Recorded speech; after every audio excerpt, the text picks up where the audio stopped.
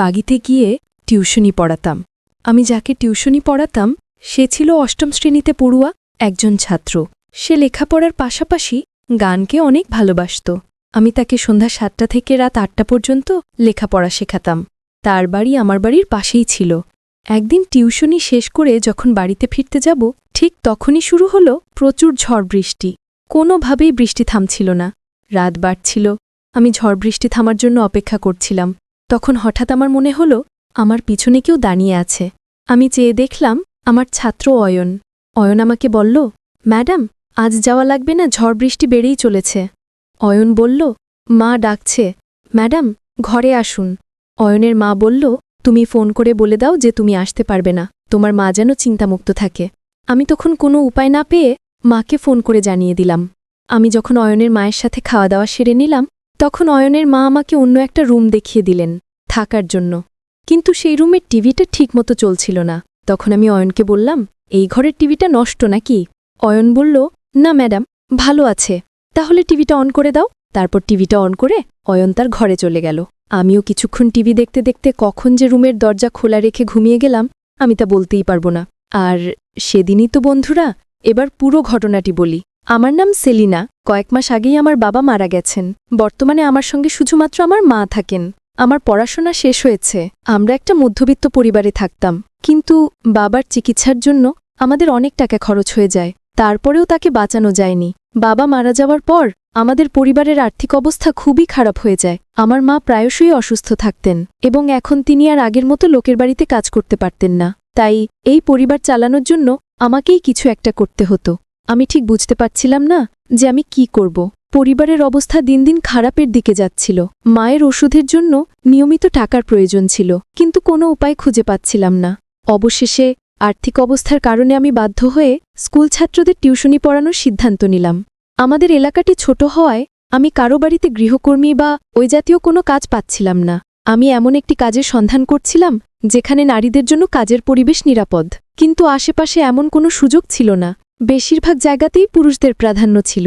আমার মা চাইতেন না যে আমি ঘরের বাইরে গিয়ে কোনো চাকরি করি। তিনি বলতেন, আমরা না খেয়ে মরে যাব, কিন্তু তোর ঘরের বাইরে যাওয়ার কোনো দরকার নেই। তার কথা শুনে আমি কিছুদিন চুপচাপ ঘরে বসেছিলাম, কিন্তু বাড়ির করুণ অবস্থা আর সময়মতো মায়ের ওষুধ জোগাড় করতে না পারার কষ্ট, এই সব কিছু আমাকে মানসিকভাবে দুর্বল করে দিচ্ছিল। বাবা মারা যাওয়ার সাথে সাথে আমাদের জীবন থেকে সুখ শান্তি যেন হারিয়ে গিয়েছিল। আমাদের এলাকার মানুষগুলো আমাদের মতোই সাধারণ আয়ের ছিল। আমি কাছাকাছি ছেলেমেয়েদের টিউশন পড়াতে চেয়েছিলাম, কিন্তু এখান থেকে যে পারিশ্রমিক পেতাম তা দিয়ে আমাদের সংসার চালানো সম্ভব ছিল না। আমাদের খরচ ক্রমশ বাড়ছিল। তখন আমার এক বান্ধবী আমাকে পরামর্শ দিল, তুই বাড়ি বাড়ি গিয়ে হোম টিউশনে পড়াচ্ছিস না কেন? অন্যের বাড়িতে গিয়ে বাচ্চাদের পড়ালে তুই আরও বেশি টাকা পাবে। সে আরও বলল, আজকের পরিস্থিতিতে বেশিরভাগ অভিভাবক তাদের সন্তানদের বাড়িতে রেখেই পড়াতে চান। এই কারণে তারা একজন ভালো শিক্ষককে বাড়িতে আসার জন্য বেশি টাকা দিতেও রাজি থাকেন। এই বিষয়ে আরও খোঁজখবর নিয়ে আমি বাড়িতে গিয়ে পড়ানোর জন্য মনস্থির করলাম। প্রথমে আমার মা আমাকে বাড়ি থেকে বের হতে দিতে চাইছিলেন না, কিন্তু আমাদের খাবারের প্রয়োজনের কথা ভেবে অনেক বোঝানোর পর তিনিও রাজি হলেন। আমি আমার পরিচিত কয়েকজনকে জানিয়ে রাখলাম যে কারো যদি হোম টিউশনি করানোর জন্য শিক্ষকের প্রয়োজন হয় তবে তারা যেন আমার সাথে যোগাযোগ করে। শিগগিরই আমি এই প্রস্তাবের একটি ভালো ফলাফল পেলাম যখন একটি সচ্ছল পরিবার থেকে টিউশনির প্রস্তাব এলো। শুরুতে আমি জানতাম না তাদের সামনে আমি নিজের পরিস্থিতি কিভাবে তুলে ধরব। আমি শুধু বলেছিলাম আমি আমার বাড়ির একমাত্র উপার্জনক্ষম ব্যক্তি এবং বাবার মৃত্যুর পর আমি এই পড়ানোর সিদ্ধান্ত নিয়েছি। আমার অর্থের খুব প্রয়োজন, কিন্তু আমি আপনাদের সন্তানকে খুব ভালোভাবে পড়াবো। আপনারা আমার চেয়ে ভালো শিক্ষক সহজে খুঁজে পালেন না। সম্ভবত এটা আমার একটা ভুল ছিল যে আমি আমার দুর্বলতার কথা শুরুতেই তাদের বলেছিলাম। আমার টিউশন শুরু হলো। আমি দুপুর 2টা থেকে রাত 8টা পর্যন্ত বিভিন্ন বাড়িতে গিয়ে বাচ্চাদের পড়াতাম। আমি মোট 7টি বাড়িতে 1 ঘণ্টা করে টিউশনি করতাম। এই বাচ্চাদের মধ্যে একজন ছিল অয়ন, যাকে আমি সন্ধে 7টা থেকে রাত 8টা পর্যন্ত পড়াতাম। সে 8ম শ্রেণীতে পড়ত, একটু বড় ক্লাসে ছিল, আর বাকিরা সবাই নিচ শ্রেণীতে পড়ত। প্রথম থেকেই অয়ন আমার সাথে কিছুটা অদ্ভুতভাবে কথা বলত। সেই বাড়িতে একজন মহিলা ছিলেন, তিনি অয়নের মা। অয়ন ছিল তার একমাত্র সন্তান। অয়নের বাবা একটি বড় হাসপাতালে চাকরি করতেন এবং ডিউটির জন্য তাকে প্রায়শই শহরের বাইরে থাকতে হতো। আমি মনে মনে ভাবলাম এই পরিবারটি বেশ সচ্ছল এবং এখান থেকে আমি একটি ভালো টিউশন ফি পাচ্ছি যা আমার জন্য সহায়ক হবে। অয়নকে পড়ানো শুরু করার প্রায় ২০ দিন কেটে গেছে। হঠাৎ করে আমি লক্ষ্য করলাম আমি যখনই অয়নকে হোমওয়ার্ক দিই তখন তার খাতার পাতায় গান লেখা থাকে, খুব সুন্দর একটি গান। আমি তাকে বললাম, তুমি গান লিখতে পারো? সে বলল, হ্যাঁ ম্যাডাম, আমি সুন্দর গান কবিতা নিজেই লিখতে পারি এবং গাইতেও পারি। আমি তার মাকে এই বিষয়টি জানালাম। তিনি বলেন তার ছেলে শিল্পী হতে আগ্রহী, কিন্তু আমি চাই না যে অয়ন শিল্পীর দিকে ঝুঁকুক। আমি চাই সে উচ্চশিক্ষা লাভ করুক, যাতে পরবর্তীতে সে নিজের ব্যবসা সামলাতে পারে।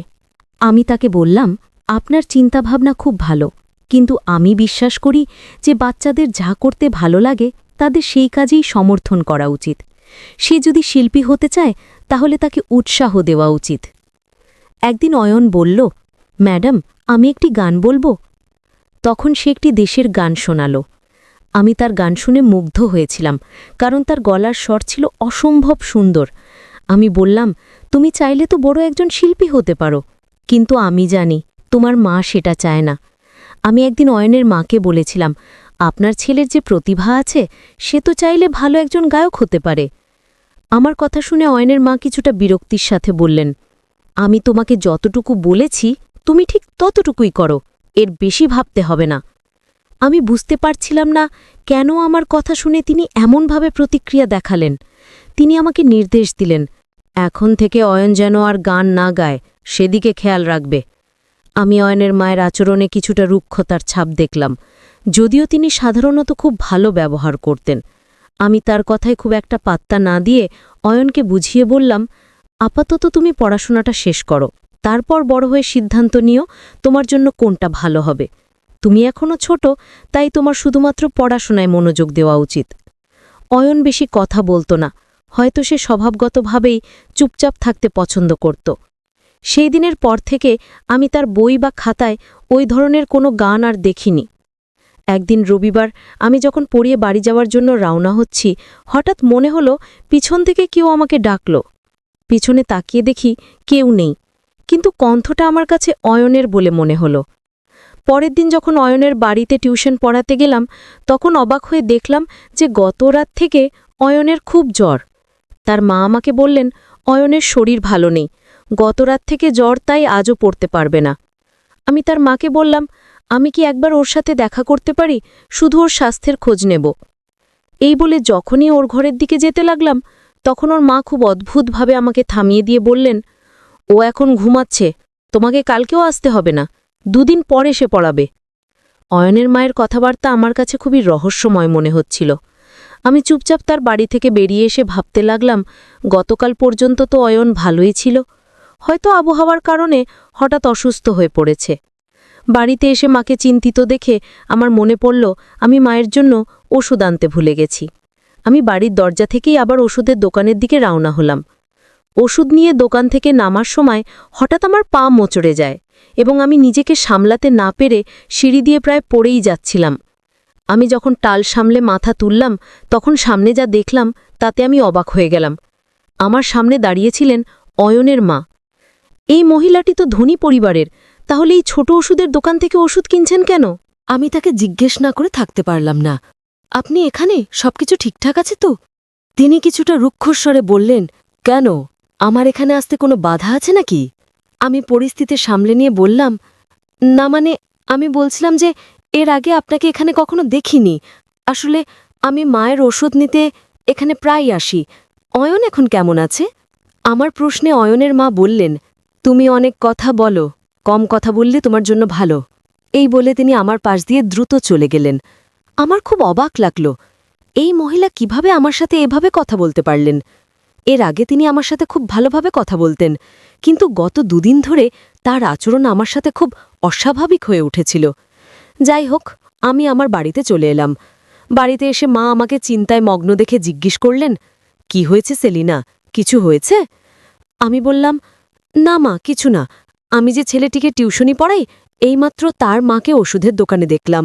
আমার সাথে তার কথাবার্তা খুব কঠোর ছিল। আমি জানি না বড় লোকদের এমন অহংকার কেন হয়। মা আমার দিকে তাকিয়ে বললেন, এটাই তো বড়লোকদের স্বভাব রে মা, বড় মানুষগুলো এমনই হয়। একবার টাকার মোহে পড়লে তারা সম্পর্কের মূল্য ভুলে যায়। আমি মাকে বললাম, আমি জানি মা, টাকা খুব শক্তিশালী, কিন্তু মনে হয় অন্য কেউ যদি তাদের সন্তানের প্রতি মনোযোগ দেয় বা তাদের জন্য ভালো চিন্তা করে, সেটাও তারা সহ্য করতে পারে না। আমার মা হেসে বললেন, এই একই কথা তো আমিও তোকে বোঝানোর চেষ্টা করছি। এই ধনী লোকেরা গরিবদের সাথে প্রায়শই এমন কঠোর আচরণ করে। তাদের ধারণা সম্পদ আর টাকা পয়সা থাকলেই তারা অন্যদের ওপর কর্তৃত্ব করতে পারবে। আমি বললাম, মা, ঈশ্বরের কৃপায় আমাদের জীবনে ভালোবাসার কোনো অভাব হয়নি, কিন্তু বাবার মৃত্যুর পর আমাদের আর্থিক অবস্থা খারাপ হয়ে গেছে। তবুও ঈশ্বর আমাদের সম্পর্কগুলোকে সম্মান করতে শিখিয়েছেন। মা হেসে বললেন, ঠিক আছে, এখন বিশ্রাম কর, আমি তোর জন্য খাবার নিয়ে আসছি, তুই নিশ্চয়ই ক্লান্ত। এভাবেই সময় কাটছিল। শনিবার যখন আমি অয়নকে পড়াতে গেলাম, দেখলাম তার পড়ার প্রতি কোনো মনোযোগ নেই। আমি কিছুটা কঠোর স্বরে বললাম, কি করছো তুমি? পড়ালেখায় মন নেই কেন? আমি তোমাকে এতক্ষণ ধরে একই প্রশ্ন করছি, আর তুমি আমার কোনো প্রশ্নের উত্তর দিচ্ছ না কেন? অয়ন নিচু স্বরে বলল, ম্যাডাম, আমি কোনো উত্তর দিলে কি আপনি বিশ্বাস করবেন? কিন্তু সেটা বলা আমার জন্য ঠিক হবে না। আমি অয়নকে বললাম, অয়ন, তোমার কথার মানে কি? আর তুমি এত ঘুরিয়ে কথা বলছো কেন? তুমি শুধু পড়ালেখায় মনোযোগ দাও। তুমি কি বলছো আমি কিছুই বুঝতে পারছি না। যা বলার আমাকে সহজ ভাষায় বলো। তখন অয়ন আমাকে বলল, আমি আপনাকে কিছুই বলতে চাই না, আজকের জন্য এটুকুই যথেষ্ট। আমি ক্লান্ত ম্যাডাম, বাকি পড়া কাল শেষ করব। আমি বললাম, অয়ন, কিন্তু তোমার বাড়ির পড়া এখনও শেষ হয়নি। তাতে অয়ন দৃঢ়ভাবে বলল, আমি তো আপনাকে বলছি আজকের জন্য এটুকুই যথেষ্ট। আপনি আমার সাথে এত তর্ক করছেন কেন? আমি বললাম, যাই হোক না কেন, আমি তোমার শিক্ষক, আর একজন শিক্ষক মায়ের মতো হয়। তুমি আমার সাথে এভাবে কথা বলতে পারো না, এতে আমার খারাপ লাগে। এতে অয়ন আমার দিকে আর এক অদ্ভুত দৃষ্টিকে তাকিয়ে বলল, সাবধান, আমি আপনাকে সম্মান করি, তার মানে এই নয় যে আপনি আমার মায়ের মতো। আমার মা হওয়ার চেষ্টা করবেন না, কারণ আপনি কখনোই আমার মায়ের জায়গা নিতে পারবেন না। আমি বিস্ময়ে অয়নের দিকে তাকালাম। তার চোখ এবং কথার মধ্যে কোনো মিল খুঁজে পেলাম না। আমি চুপ হয়ে গেলাম এবং আমার ব্যাগ নিয়ে সেখান থেকে চলে যাবার জন্য প্রস্তুত হলাম। তখন হঠাৎ আমি অয়নের মায়ের মুখোমুখি হলাম। আমি তাকে নমস্কার জানালাম এবং তিনি আমার নমস্কারের জবাব দিয়ে বললেন, এই নিন আপনার 1 মাসের অগ্রিম টিউশনির টাকা। আর আগামীকাল এখানে আসবেন না, আমাদের কোথাও যেতে হবে, পরশু আসবেন। আমি একটু মৃদুস্বরে বললাম, সেটা তো ঠিক আছে, কিন্তু পরশু থেকে অয়নের পরীক্ষা শুরু হচ্ছে। আমার মনে হয় এই সময় তার পড়াশোনা করা দরকার। অয়ন যদি এভাবে ছুটি নিতে থাকে তাহলে সে পড়ালেখা থেকে পিছিয়ে পড়বে এবং তার পরীক্ষার ফলাফলও ভালো হবে না। আমি যা বললাম তা শুনেই অয়নের মা হঠাৎ রেগে গিয়ে বললেন, আরে মেয়ে, তোমার সমস্যাটা কি? আমার ছেলে তোমার কাছে ডাক্তারি পড়ছে না যে একদিন ছুটি নিলে তার কোনো ক্ষতি হয়ে যাবে? সে এখনও ছোট একটা ক্লাসে পড়ে, এটা তার জন্য বড় কোনো সমস্যা নয়। তোমাকে ওর লেখাপড়া নিয়ে এত গভীরভাবে চিন্তা করার দরকার নেই। অয়নের মায়ের কথা শুনে আমি লজ্জিত হলাম। এই মহিলা এত কঠোরভাবে কথা বলেন? অয়নের মা আমাকে সেখানে দাঁড় করিয়ে রেখে ভিতরে চলে গেলেন। সারাটা পথ আমি ভাবতে ভাবতে এলাম যে ভবিষ্যতে আমি ধনী ব্যক্তিদের কোনো বিষয় পরামর্শ দিতে যাব না। অয়ন যদি পরীক্ষায় খারাপ ফল করে তাতে আমার কি? কিন্তু আমার আফসোস হচ্ছিল যে অয়ন খুব বুদ্ধিমান একটি ছেলে এবং তার দিকে একটু মনোযোগ দিলে সে অনেক ভালো করতে পারত। যখন আমি সামনে হাঁটতে লাগলাম, হঠাৎ আবার মনে হলো কেউ আমাকে ডাকছে। রিকশায় বসতে যাব, এমন সময় আবার মনে হলো কেউ ডাকল। এই ডাকে আমার মনের ভেতরটা কেঁপে উঠল। আমি রিকশা থামিয়ে এদিক ওদিক তাকালাম, কিন্তু কাউকে দেখতে পেলাম না। কেন জানি না বারবার মনে হচ্ছিল কেউ আমাকে অনুসরণ করছে, এবং এই ঘটনাটা তখনই ঘটত যখন আমি অয়নের বাড়ি থেকে বেরোতাম।